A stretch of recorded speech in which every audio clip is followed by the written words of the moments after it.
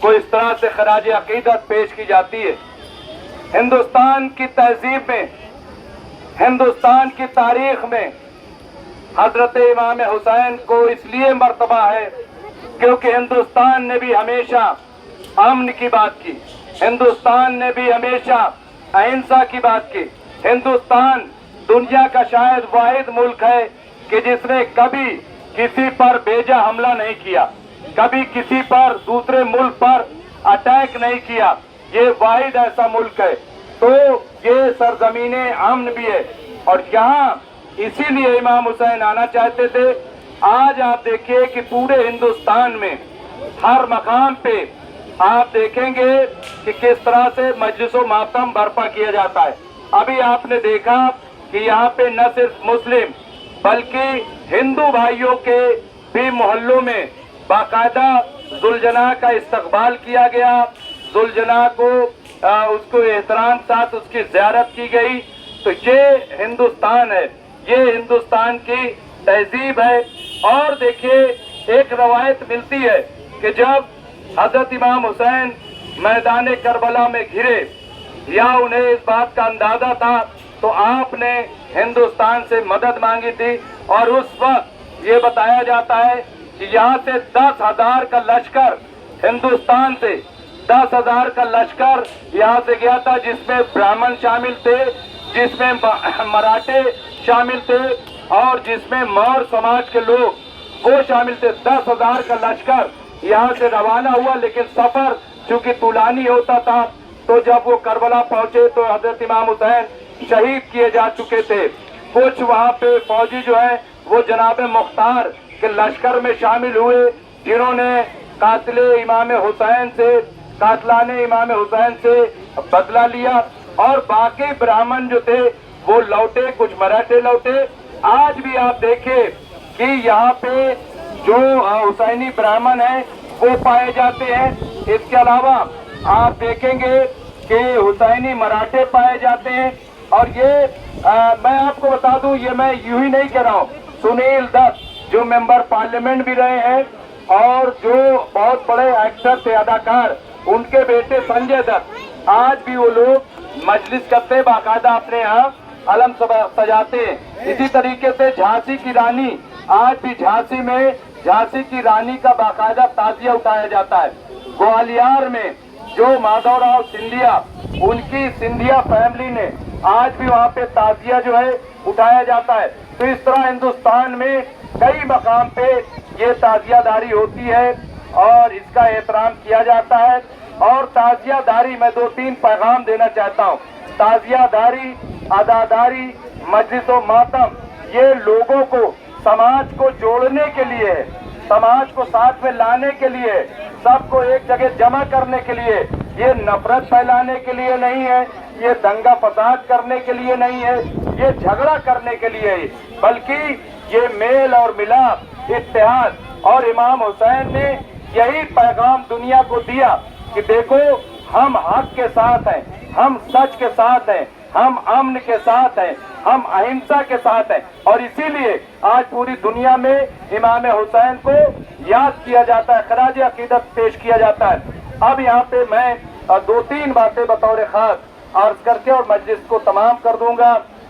یہ کہ یہ جو ذوالجناح آپ دیکھ رہے ہیں، میں ہمیشہ اس کا ذکر کرتا ہوں، یہ ذوالجناح، اور یہ جو ذوالجناح ہے یہ بڑا تاریخی ہے۔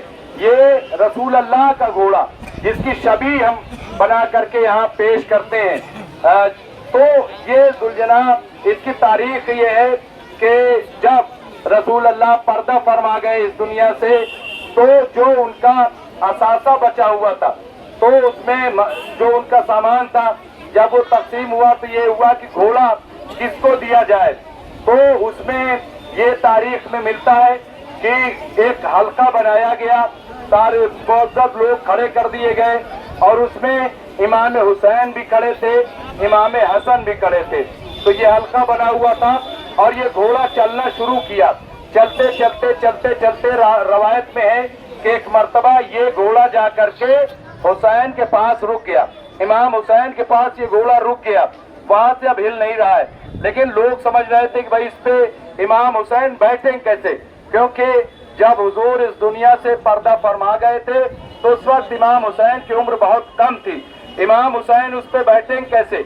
अब आप देखिए कि एक मर्तबा रवायत में है कि उस घोड़े ने अपने पैरों को फैला लिया, अपने पैरों को फैला लिया। देखिए इसमें हैरानी की बात नहीं है, घोड़ा ऐसा जानवर है जो बहुत समझदार होता है, बहुत वफादार होता है, बहुत वफादार जानवर होता है और बहुत समझदार भी होता है। आप सब देखते हैं कि थोड़ी सी ट्रेनिंग, लेकिन वहाँ ट्रेनिंग की जरूरत नहीं थी क्योंकि वो कुदरती चीजें थी।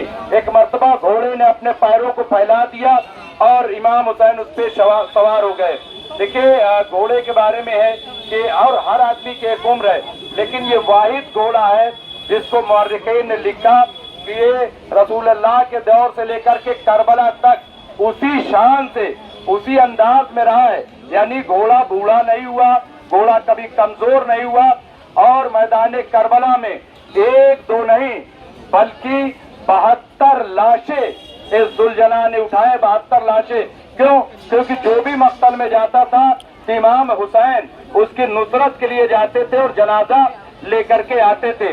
तो ये देखिए, और आखिरी में मैं आपको बताऊं यही वो दुलजना है कि जब इमाम हुसैन रुखसत होने लगे, अब मक्तल में जाना चाहते हैं, तो अब ये घोड़ा जुम्बिश नहीं करता, ये घोड़ा आगे नहीं बढ़ता।